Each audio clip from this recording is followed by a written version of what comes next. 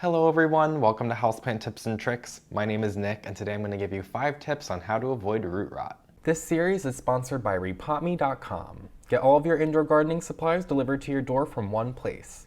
Repotme.com has practically anything you need for your orchids, succulents, and houseplants, including handmade potting mixes, planters, fertilizers, and much more. There was most certainly a time near the beginning of my indoor gardening career when I was rotting plants left and right. Root rot was the #1 issue I was facing with my houseplants, and that's simply because my technique was very poor in the ways that I was introducing and acclimating my houseplants to my space. And when I would do research online for like how to prevent root rot, all I would find is don't overwater your houseplants. And it's like, I know that. I don't think I'm doing that. But there were so many other facets as to like how I was caring for my houseplants and what I was doing that led to me overwatering my houseplants even though I wasn't physically watering them too much or too often. So today we are going to tackle those aspects, and hopefully if this is something that you are dealing with yourself, you're going to learn the ways that I learned, and I haven't dealt with root rot in years at this point. So hopefully we will tackle some issues right here, right now. The overarching thing I would consider when it comes to avoiding root rot is the lighting requirements. When you first bring home a plant, I would be sure to do any research necessary to figure out what are the recommended lighting requirements and abide by them. I struggled with this when I was an early indoor gardener. I didn't quite understand what is low light and what is indirect light. I would just think low light is, well, I don't need to turn on a light during the day to see in this room, so that's good enough to grow a houseplant. And that's not the case. I have rotted so many plants because of that. I just pushed the boundaries, and I am guilty of pushing the boundaries now because I love to decorate with houseplants and I just love to put plants everywhere. But it doesn't always work like that. You really do need to supplement lighting. So for example, my kitchen counter right back here, this is like 20 feet away from the windows that are in my living room, but there is an LED light strip that supplements lighting that these houseplants are perfectly fine to grow with, and that's why I'm able to grow so many houseplants successfully on my kitchen counter back here, even though it's like 20 feet away from a window. But in my old homes, when I had the same kind of setup and I did not have any of these LED lights, it did not work out as well. I would place my houseplants there and they would either become really skinny and stretched out or they would just rot. And I think this is a good time to touch on the plants that I have on my display today because maybe they are personally victimizing you as well. These are peperomias, these are sansevierias right here, more commonly referred to as snake plants. And these are the 2 groups of plants that, in my experience, I have rotted the most. I can't even count how many of each of these I have rotted. It extends beyond my knowledge. But these, as you can see, both of them are very succulent houseplants. I have this Peperomia obtusifolia right here, which out of all the peperomias, this is the one I've rotted the most. And then you can also just get an idea of how thick these sansevierias are right here, or snake plants. So these are 2 plants, if you overwater them or if you are not following the directions as I was not, you might find that these are holding onto moisture too long, and these very succulent houseplants are very, very quick to get gross and just kind of rot and just like fall apart from the base. Most often with the peperomias, what I find when I'm dealing with root rot is that literally at the base where these houseplants meet the soil with their very thick stems, they will literally just turn black and rot and just fall over and it's done for. There's usually no salvaging these. They just are completely donezo. Versus the sansevierias, which give you a little bit more leeway, I would say, where if they rot and you find them kind of fallen over, which I have many, many times, just had a sansevieria upright like this right here. So you can see they're very, very upright, and then maybe one day I just kind of find it literally leaning over. I can't even bend it over, I'll break the plant, but just completely bent over. The roots, they're demolished, and often I'll be able to stick these in water. I'll usually let them, like, clean them off and dry them off for a little bit, and then I will go ahead and root them up in water. So sansevierias, I would say, are much more salvageable than the peperomias, but I would be lying if I said these weren't the plants I deal with root rot the most. But the next thing that I would be sure to consider is the planter. There are a couple tips that I'm always keeping in mind when it comes to picking a planter for any of my house plants, particularly if I'm trying to avoid rotting them, which is 100% of the time. So the most important thing is to pick a planter with a drainage hole. This is a rule that I hated to follow when I first got into indoor gardening. I would be out plant shopping and I would find a planter without a drainage hole, which those are referred to as cash pots, by the way, and they are not meant to be planted directly inside. They are meant to literally just place your plastic nursery planter inside, and that's just a way of staging it and not having to worry about it. But I would break the rules and I would plant them directly inside, and my plants would rot, and then I would do research on how to avoid that, and then I was misguided and read the myth online, I want to say, that you can put gravel in the bottom of your cash pots. So I would try the gravel thing, and that was a miserable failure because, once again, my houseplants would continue to rot. In fact, I would almost say that was worse because when the soil was able to reach the bottom of the planter, it would at least suck the water back up versus the water just sitting in the bottom layer of gravel and just getting gross and causing more issues than not. So don't do that. If this is a thing you're doing, don't do it. You always want to use planters with drainage holes. So I have actually an example right here of a planter with a drainage hole. I got this Peperomia Metallica recently, which is super gorgeous, but I haven't repotted it yet because I just got it. So I have this planter right here by repotme.com, this beautiful cream over copper color and this cube shape. It's absolutely stunning, and it has 3 drainage holes in the bottom because 3 is better than 2, which is better than 1. So plenty of drainage in this planter here, but it also looks fabulous. So I'm super excited to plant this inside. But this is even more so a perfect planter for my Peperomia here because it is the perfect size. Another issue, oh gosh, so many of these things are bringing back the memories, but I would overpot my plants. You don't want to overpot your plants. And what I mean by that is that you would buy a planter that's too big. This is a perfect size right here. An example of a not good size would be if I planted, which this is a cash post, so you shouldn't even be planting directly in here anyway, but if I planted this in here, this planter is like 2 inches in diameter larger than this.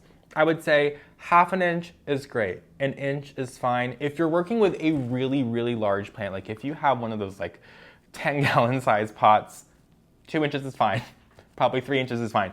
But when you're working with small plants like this is so small in comparison to this planter right here. It's like 10 times bigger. That's not okay. This houseplant would rot very, very quickly. So instead, we have this planter right here, which is just the tiniest bit bigger. I would say it's not even 2 times bigger in the area inside here, or the volume, I guess, is the mathematical term I'm looking for the soil that it would hold. So this is going to be perfect in here. It'll look fabulous as well, as I really love this copper and cream color with this more like bronzy, reddish toned Peperomia. It looks fantastic. Also, I love the square shape of the planter with my more roundish leaves. Some juxtaposition, if you will, but yeah, definitely be sure not to overpot your plants. You can see with all of my ones here, they're in very small planters in comparison to the size. Like both of these were in 4-inch pots, so like a 4-inch nursery planter, for example, is this right here. Let's move this guy back over here on our display. And this is what you're going to most often buy your houseplants in. I'd say 9 times out of 10 if you're just doing some plant shopping at the store. 4-inch is what you're going to see most often.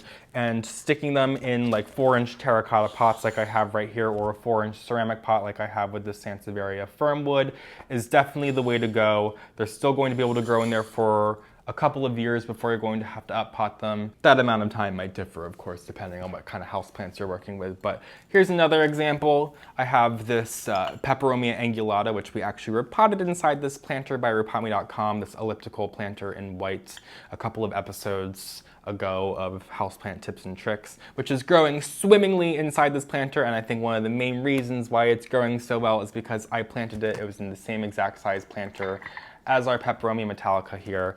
Inside this planter, Peperomias do not like having a lot of room, particularly these are plants, like I said, that they rot. I've dealt with that a lot. So in order to combat that, planting it inside this smaller planter here was definitely the way to go. And if you're dealing with even more succulent houseplants like these Sansevieria right here, you're gonna see 3 times out of 4 over here, I have these planted inside terracotta planters. And I think that's also another great tip if you're trying to avoid root rot, is to stick with unglazed planters. So this is terracotta right here. This is unglazed ceramic, but there are more like fancy unglazed ceramic. You can get them from like local artists if there are any in your area. If they glaze their planters, they don't have to glaze them. And unglazed ceramic is just like terracotta in that it's porous and it's going to literally suck moisture out from the soil here. So I think it's fantastic with this houseplant like this. This is my Sansevieria hollyi right here. You can see how thick and succulent this is. I do not want this houseplant sitting in a lick of extra water because this says to me it will rot. So not only do I have this houseplant sitting in a bright area with adequate light inside this planter that has a drainage hole that's the correct size, it's also unglazed and sucking the moisture out. So I don't have to worry twice about this houseplant being overwatered because I'm just doing everything I can to avoid it. And this is something that I do with many of my more succulent houseplants. You can see my Sansevieria is here, my example today. But anytime I'm just bringing home a super succulent new houseplant, the first thought I have is, what kind of unglazed planter is that gonna go in? Which I think is a great way to be thinking. And last but not least, the last tip I have to share for how to prevent root rot is, of course, going to be dealing with the soil. This is where all the action's happening. This is where your plant's rotting away. So the most important tip I have to share when it comes to your soil is to use a very well aerated soil. This was the thing I think I was making the biggest mistake on. Well, I was making a lot of mistakes when I first got into indoor gardening, but the icing on the cake of all the mistakes I was making was the soil I was using.